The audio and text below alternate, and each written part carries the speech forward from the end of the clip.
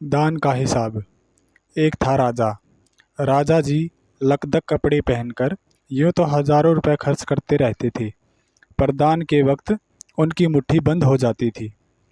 राजसभा में एक से एक नामी लोग आते रहते थे, लेकिन गरीब, दुखी, विद्वान, सज्जन इनमें से कोई भी नहीं आता था, क्योंकि वहाँ पर इनका बिल्कुल सत्कार नहीं होता था। एक बार उस देश में अकाल पड़ गया। पूर्वी सीमा के लोग भूखे प्यासे मरने लगे। राजा के पास खबर आई। वे बोले, यह तो भगवान की मार है, इसमें मेरा कोई हाथ नहीं है। लोगों ने कहा, महाराज, राज भंडार से हमारी सहायता करने की कृपा करें, जिससे हम लोग दूसरे देशों से अनाज खरीद कर अपनी जान बचा सकें। राजा ने कहा, आज तुम लोग अकाल से पीड़ित हो, कल पता चलेगा कहीं भूकंप आया है, परसों सुनूंगा कहीं के लोग बड़े गरीब हैं, 2 वक्त की रोटी नहीं जुटती। इस तरह सभी की सहायता करते करते सब राज भंडार खत्म हो जाएगा, तब खुद मैं ही दिवालिया हो जाऊंगा। यह सुनकर सभी निराश होकर लौट गए। इधर अकाल का प्रकोप फैलता ही जा रहा था। न जाने कितने ही लोग भूख से मरने लगे। लोग फिर राजा के पास पहुँचे।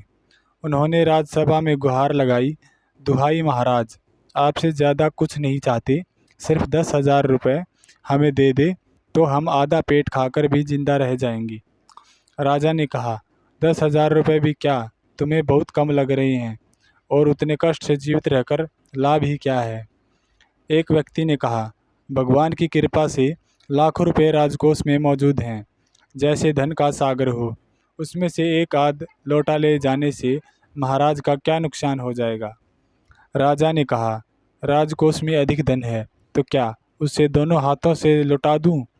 एक अन्य व्यक्ति ने कहा, महल में प्रतिदिन हजारों रुपए इन सुगंधित वस्त्रों, मनोरंजन और महल की सजावट में खर्च होते हैं। यदि इन रुपयों में से ही थोड़ा सा धन जरूरतमंदों को मिल जाए तो उन दुखियों को जान बचाई जाएगी। यह सुनकर राजा को क्रोध आ गया। वह गुस्से से बोला, खुद भिखारी होकर मुझे उपदेश दे रहे हो? मेरा रुपया है, मैं चाहे उसे उबाल कर खाऊं, चाहे तल कर, मेरी मर्जी। तुम अगर इसी तरह बकवास करोगे तो मुश्किल में पड़ जाओगे, इसलिए इसी वक्त तुम चुपचाप खिसक जाओ। राजा का क्रोध देखकर लोग वहाँ से चले गए। राजा हंसते हुए बोला, छोटे मुंह बड़ी बात, अगर 100-200 रुपए होते तो एक बार सोच भी सकता था। पहरेदारों की खुराक 2-4 दिन कम कर देता और यह रकम पूरी भी हो जाती, मगर 100-200 से तो इन लोगों का पेट नहीं भरेगा, एकदम 10,000 मांग बैठे। छोटे लोगों के कारण नाक में दम हो गया है। यह सुनकर वहाँ उपस्थित लोग हा हू कहकर रह गए, मगर मन ही मन उन्होंने भी सोचा, राजा ने यह ठीक नहीं किया। ज़रूरतमंदों की सहायता करना तो राजा का कर्तव्य है। 2 दिन बाद न जाने कहाँ से एक बूढ़ा सन्यासी राजसभा में आया। उसने राजा को आशीर्वाद देते हुए कहा, दाता कर्ण महाराज, बड़ी दूर से आपकी प्रसिद्धि सुनकर आया हूँ, सन्यासी की इच्छा भी पूरी कर दें। अपनी प्रशंसा सुनकर राजा बोला, जरा पता तो चले तुम्हें क्या चाहिए, यदि थोड़ा कुछ मांगो तो शायद मिल भी जाए। सन्यासी ने कहा, मैं तो सन्यासी हूँ, मैं अधिक धन का क्या करूँगा। मैं राजकोष से 20 दिन तक बहुत मामूली भिक्षा प्रतिदिन लेना चाहता हूँ। मेरा भिक्षा लेने का नियम इस प्रकार है, मैं पहले दिन जो लेता हूँ, दूसरे दिन उसका दुगना, फिर तीसरे दिन उसका दुगना, फिर चौथे दिन तीसरे दिन का दुगना, इसी तरह से प्रतिदिन दुगना लेता जाता हूँ। भिक्षा लेने का मेरा यही तरीका है। राजा बोला, तरीका तो समझ गया, मगर पहले दिन कितना लेंगे, यही असली बात है। 2-4 रुपए से पेट भर जाए तो अच्छी बात है, मगर एकदम से 20-25 मांगने लगे तो तब तो 20 दिन में काफ़ी बड़ी रकम हो जाएगी। सन्यासी ने हंसते हुए कहा, महाराज, मैं लोभी नहीं हूँ, आज मुझे 1 रुपया दीजिए, फिर 20 दिन तक दुगने करके देते रहने का हुक्म दे दीजिए। यह सुनकर राजा, मंत्री और दरबारी सभी की जान में जान आई। राजा ने हुक्म दे दिया कि सन्यासी के कहे अनुसार 20 दिन तक राजकोष से उन्हें भिक्षा दी जाती रही। सन्यासी राजा की जय जयकार करते हुए घर लौट गए। राजा के आदेश के अनुसार राज भंडारी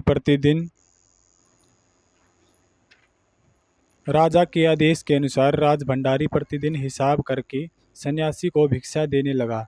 इस तरह 2-3 दिन बीते, 10 दिन बीते। 2 सप्ताह तक भिक्षा देने के बाद भंडारी ने हिसाब करके देखा कि दान में काफ़ी धन निकला जा रहा है। यह देखकर उन्हें उलझन महसूस होने लगी। महाराज तो कभी किसी को इतना दान नहीं देते थे।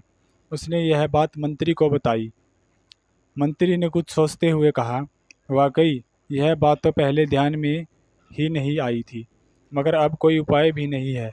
महाराज का हुक्म बदला नहीं जा सकता। इसके बाद फिर कुछ दिन बीते। भंडारी फिर हड़बड़ाता हुआ मंत्री के पास पूरा हिसाब लेकर आ गया। हिसाब देखकर मंत्री का चेहरा फीका पड़ गया। वह अपना पसीना पोंछकर, सिर खुजलाकर, दाढ़ी में हाथ फेरते हुए बोला, यह क्या कर रहे हो? अभी से इतना धन चला गया है तो फिर 20 दिनों के अंत में कितने रुपए होंगे? भंडारी बोला, जी पूरा हिसाब तो नहीं किया है। मंत्री ने कहा, तो तुरंत बैठकर अभी पूरा हिसाब करो। भंडारी हिसाब करने बैठ गया।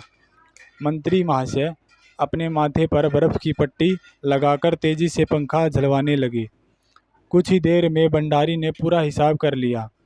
मंत्री ने पूछा, कुल मिलाकर कितना हुआ?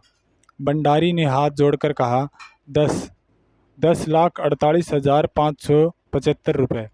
मंत्री को गुस्सा आ गया। वह बोला, मजाक कर रहे हो? यदि सन्यासी को इतने रुपए दे दिए तब तो राजकोष खाली हो जाएगा। भंडारी ने कहा, मजाक क्यों करूँगा, आप ही हिसाब देख लीजिए। यह कहकर उसने हिसाब का कागज़ मंत्री जी को दे दिया। हिसाब देखकर मंत्री जी को चक्कर आ गया। सभी उन्हें संभालकर बड़ी मुश्किल से राजा के पास ले गए। राजा ने पूछा, क्या बात है? मंत्री बोले, महाराज राजकोष खाली होने जा रहा है। राजा ने पूछा, वह कैसे? मंत्री बोले, महाराज सन्यासी को आपने भिक्षा देने का हुक्म दिया है, मगर अब पता चला कि उन्होंने इस तरह राजकोष से करीब 10 लाख रुपए झटकने का उपाय कर लिया है। राजा ने गुस्से से कहा, मैंने इतने रुपए देने का आदेश तो नहीं दिया था, फिर इतने रुपए क्यों दिए जा रहे हैं? भंडारी को बुलाओ। मंत्री ने कहा, जी सब कुछ आपके हुक्म के अनुसार ही हुआ है। आप खुद ही दान का हिसाब देख लीजिए। राजा ने उसे 1 बार देखा, 2 बार देखा, इसके बाद वह बेहोश हो गया। सब परेशान हो गए। काफ़ी कोशिशों के बाद उसने होश में आने जाने के बाद सन्यासी को बुलाने दौड़े। सन्यासी के आते ही राजा रोते हुए उनके पैरों पर आ गिरा।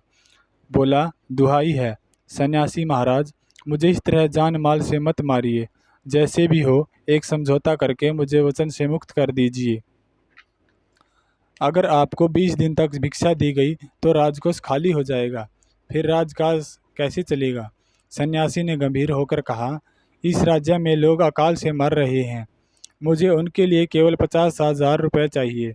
वह रुपया मिलते ही मैं समझूंगा मेरी पूरी भिक्षा मिल गई है। बस मुझे कुछ और नहीं चाहिए। राजा ने कहा, परंतु उस दिन एक आदमी ने मुझसे कहा था कि लोगों के लिए 10,000 रुपये ही बहुत होंगे। सन्यासी ने कहा, मगर आज मैं कहता हूँ कि 50,000 से 1 पैसा कम नहीं लूँगा। राजा गिड़गिड़ाया, मंत्री गिड़गिड़ाए, सभी गिड़गिड़ाए, मगर सन्यासी अपने वचन पर डटा रहा। आखिरकार लाचार होकर राजकोष से 50,000 रुपये सन्यासी को देने के बाद ही राजा की जान बची। पूरे देश में खबर फैल गई कि अकाल के कारण राजकोष से 50,000 रुपये राहत में दिए गए हैं। सभी ने कहा, हमारे महाराज कर्ण जैसे ही दानी हैं। By Sukumar Ray. Full credit of Sukumar Ray, written by Sukumar Ray. जय हिंद, जय Bharat. Please subscribe my channel.